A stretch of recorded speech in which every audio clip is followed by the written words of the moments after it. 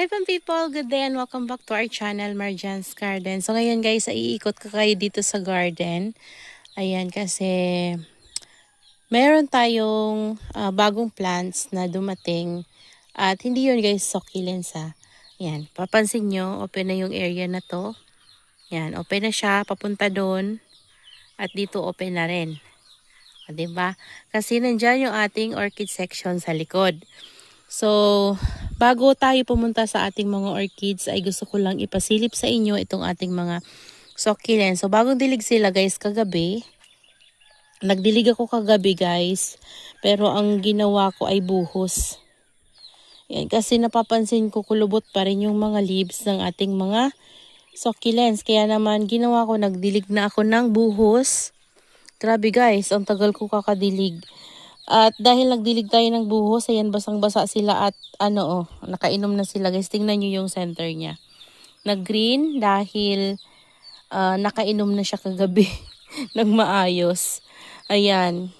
Pati itong mga natin guys, mga nasa big pots. Ayan, ito. Dinilig ko din, ayan may water pa nga kasi diniligan ko nga siya guys ng buhos. So, hayaan ko na lang yan, water na yan dyan guys. Iinumin niya rin yan. Yan. Ito hindi ko na, guys, hindi ko to nabuhusan ng ng buhos. Pero basa na yung soil niya. Okay lang yun. Ayan, yung mga nandito natin, binuhusan ko rin. Yan, lahat sila.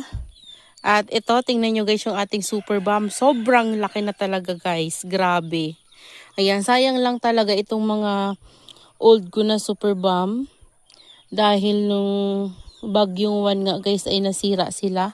Yan, pati yan dalawang pot yan guys na nasira. Kasi nandito yan guys nakalagay. Yan, dito na area. Diba napakita ko yan sa inyo dati. Ang ganda niyan, ang laki-laki. Sobrang tangkad nito. Sobrang laki talaga guys. Yan, nagtitrail na. Kaso lang, nung bagyong 1 guys, itong UV plastic na to, kaya sira na nga yan guys, natanggal siya. Tingnan nyo, sira na yan, di ba? So, natanggal siya. Dito napunta lahat guys ng UV plastic. Di ko alam kung nung bumagyo ba dito talaga napunta yung plastic or ginawa lang ng papa tsaka kapatid ko ay hinila nila papunta dito na area kasi hindi nila tinanggal So, ito yung nasagasaan guys, itong dalawang ito. Kasi nandito yan sila Ito, parang dito yan sa taas. So, hindi siya napano. Nabawasan naman pala to guys, yung dito na area sa likod. Pero nakabawi na siya guys Kasi yung new rosette niya, tingnan nyo, ang laki diba? Tingnan nyo, ang laki.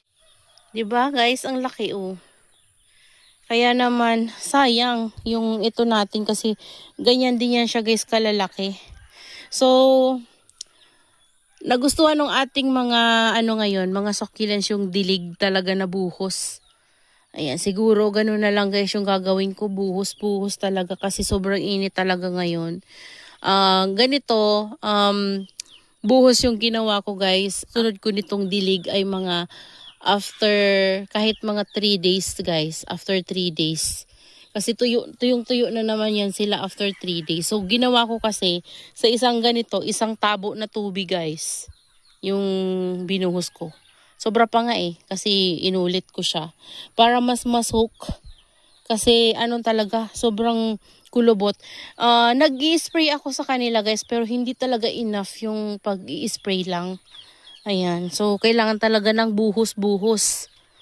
Ayan parang nagkalaman sila guys. Naging mas masigla sila binuhusan ko.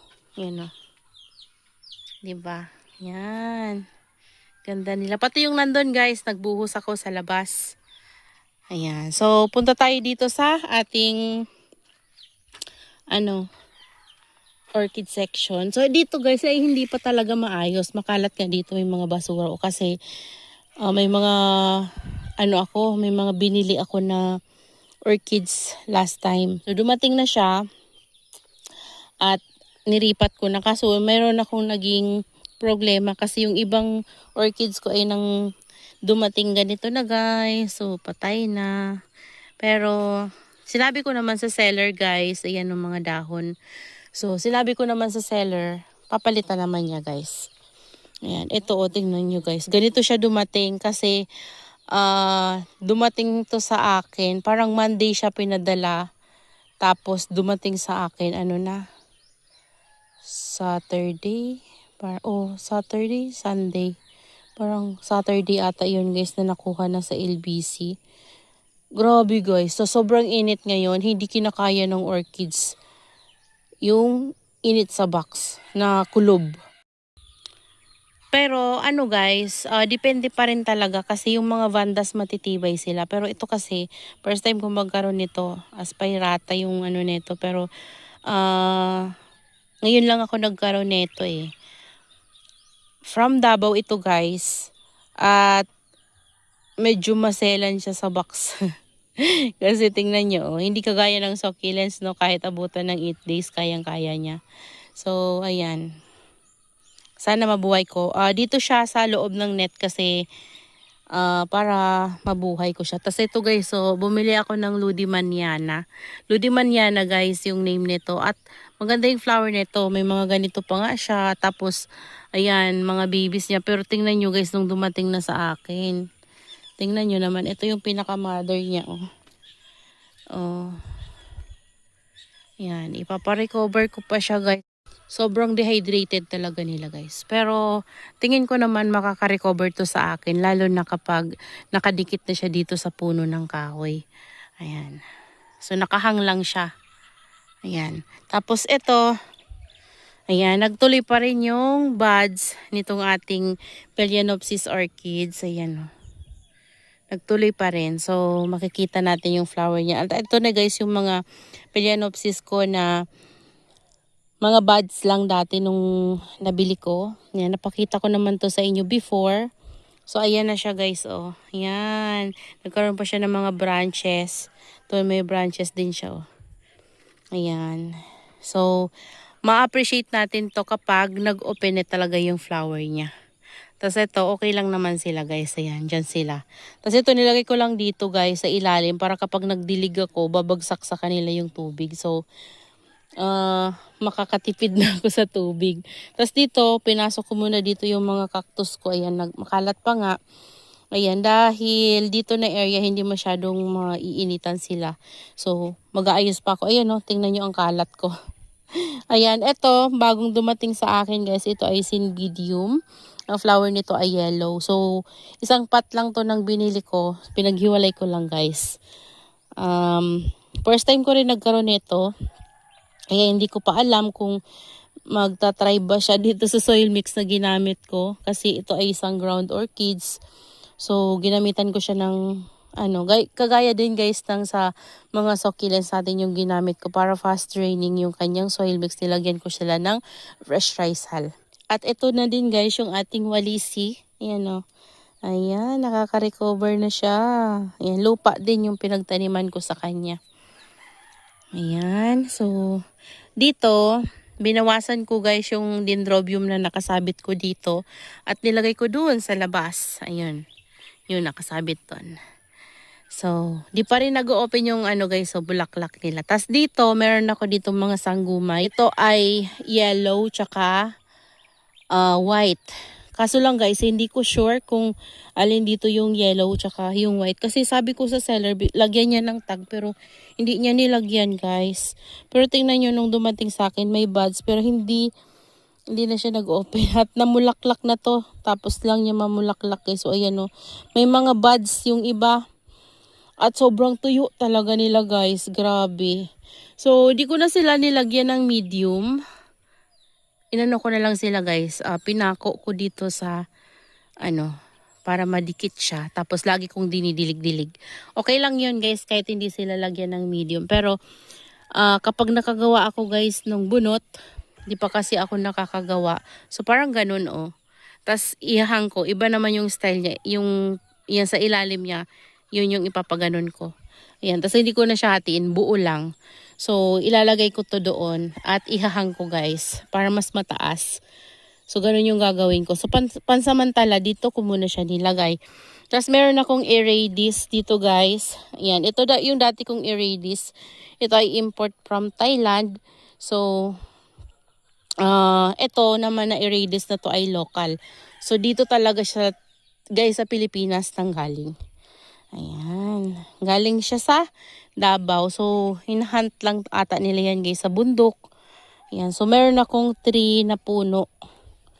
Ayan. So, pinagtabi-tabi ko lang, guys. Kasi maganda yung flower nito. Tinabi ko na rin sa kanya yung Aeradis ko. Ito napakatagal na nito sa akin. Ito pa talaga yung pinakauna-una kong Aeradis na alaga nung nag-aalaga ako, guys, ng succulent. Sobrang tagal na. Taon na talaga, guys. Ilang taon na.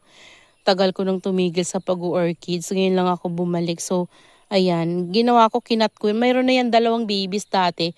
Namatay yung isa, napabayaan ko. So, yung isa nandun sa puno ng kahoy. Pero, mapayat siya, guys, kasi, di ba, neglected. So, walang nagdidilig. So, ngayon, nagsisimula na siyang lumaki-laki. Kasi, naalagaan ko na ulit sa dilig. Tapos, may mga new roots na lumalabas. Ayan. Tapos ayan, tinabi ko muna dito yung pinaparecover ko ng mga old ko na mga Phalaenopsis na native lang. Ayan. Yan sila, guys. Tapos, dito naman, ito yung isa kong Aspirata. Ayan. Ito parang new. Grabe sa kalakihan, guys. Magkapamilya to nung pinakita ko sa inyo kanina na namatay yung stem sa shipping, di ba, yung kalbo na kanina. So, pareho sila, guys. Yan, sobrang dehydrated din ito. Dito ko lang nilagay, guys, kasi natutumba siya. So, lagi kong dinidilig-diligay, sobrang kulubot din ang puno niya. So, na-stress talaga sila, guys, sa shipping. So, ayan, parang puno siya. So, ang bulaklak naman nito ay puti. Ayan. So, yan. Dito ko din, guys, nilagay yung mga cattleyas ko na pinaparecover pa kasi ito yung mga propagation ko na, guys. So, nandito yung mother plant, nandito yung propagations. Pinaghiwa-hiwa ko kasi yan before. Kaya ganon. So, hindi pa sila maganda tingnan kasi kulubot pa yung leaves tsaka hindi pa kumakapal. Ayan, dito naman na area, guys. Ito yung pinakita ko. Naiwan ko kung napakita ko to sa inyo. Ayan, bumili ako ng mga cuttings ng banda and ayan, hinanay ko siya dito, guys, na area. Ganyan ang itsura nila.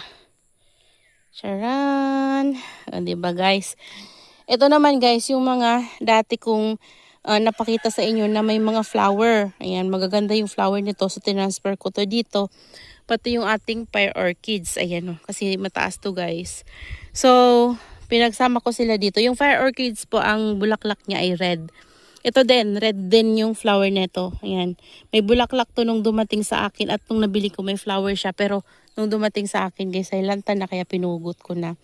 So, ito ay mga new roots na lumalabas, guys, Ayan.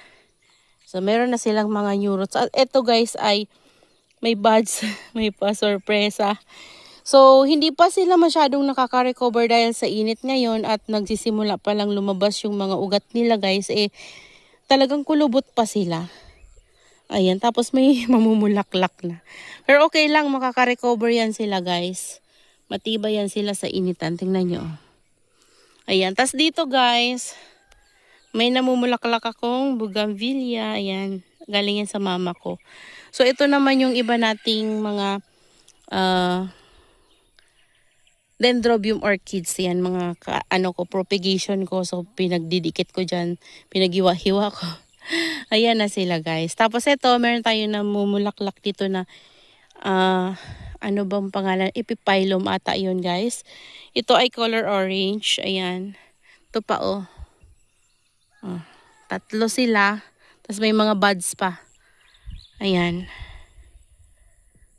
Diba? Ayan sila, guys. Tapos, ito naman, may nabili ako. Red naman ang color nito, guys. Diba ito orange? Ito naman ay red. So, kasama nung ating mga banda. Ayan, hindi ko nga ito natali, guys. Basta siniksik ko lang siya ng ganyan dyan, Ayan, okay lang yan. Siksik lang natin. Ayan, dehydrated din. Yun talaga guys, mahirap kapag dehydrated yung plants. Ayan, yung nandito natin, mas na mga nauna to guys. So, nagsisimula pa lang din yung iba, labasan ng roots at yung iba wala pa. So, nagaantay pa talaga tayo na makarecover sila. Pero, thanks God naman guys, kasi kahit na matagal-tagal, matagal-tagal silang magkaroon ng roots, hindi sila nasa sunburn dyan na area. Tapos, itong mga bago natin na orchids na to, nung nilagay ko sila dyan guys, dating niyan sa akin, nilagay ko siya hapon kasi dumating siya tanghali eh. So, in-unbox ko siya. Tapos nilagay ko siya ng hapon dyan. And ano na yun, dire-diretso na guys. Pang 2 days na nila ngayon, arawan na sila. Sobrang init talaga dyan guys na area at walang net dyan. So hindi naman sila guys napapano. Ayan, matibay naman talaga yung mga sun-loving bandas natin sa initan. Ayan. Pero mas maganda guys kung meron talagang shade net na kahit manipis lang. Pero okay lang naman guys, kinakaya naman nila. At hindi ko pa talaga mapakita sa inyo yung ganda ng mga orchids na to. Kasi kagaya nga ng sabi ko sa inyo guys, ma-appreciate nyo yung ganda ng orchids kapag marami silang bulaklak. Lalo na kung sabay-sabay sila guys na mumulaklak. Ayan. Pero for me, kahit na wala silang bulaklak guys, maganda sila. Lalo na kung ganito. O, tingnan nyo guys, oh. Yung roots, ayan, o, diba? Sa akin na yan, guys. Lumabas. Tas ito, nung nabili ko to, guys, ay maliit pa lang to. Parang ganyan pa lang siya. Tapos ngayon, tingnan nyo naman, guys. O, sobrang laki na niya. Kumpara dun sa mother, o. O, diba? Gusto ko rin to ihang.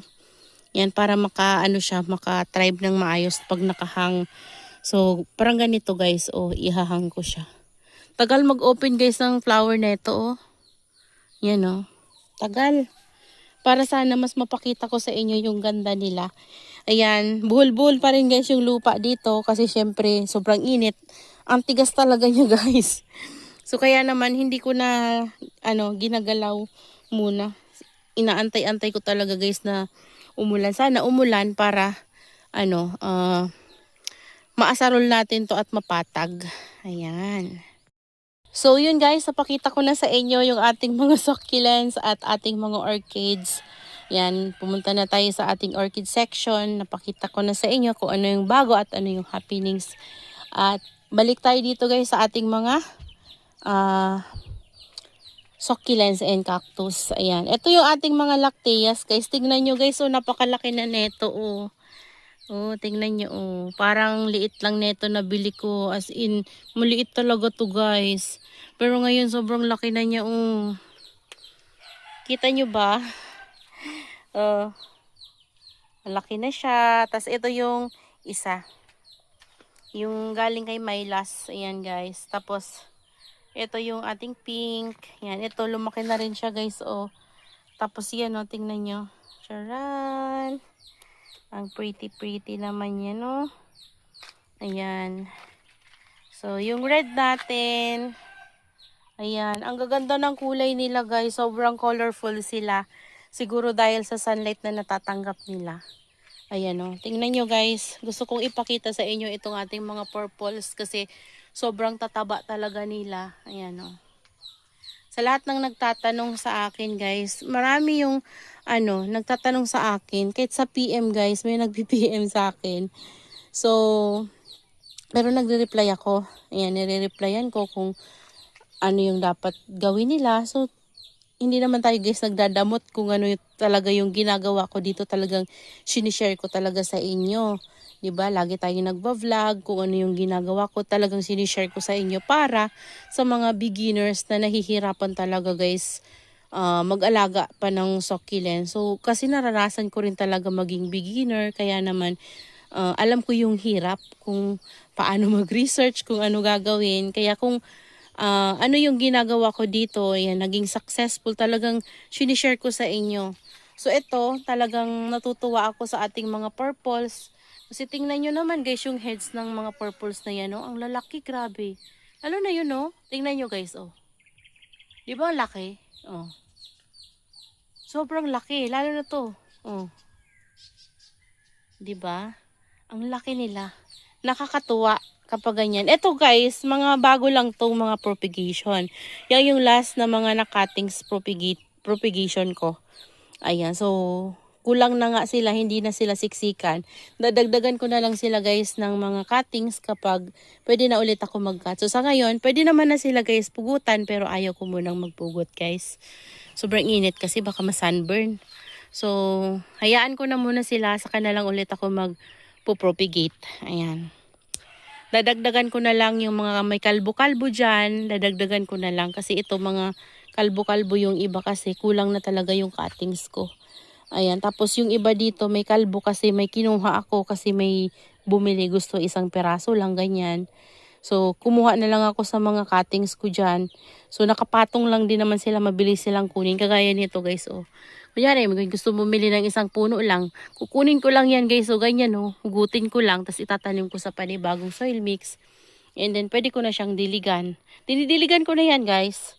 Okay naman siya and hindi na papano yung roots niya kasi tama pa lang yung haba ng roots niya. Tapos itatanim natin oh. Lalo siyang tataba guys kapag ganun na ibaon natin na sa soil mix na bago.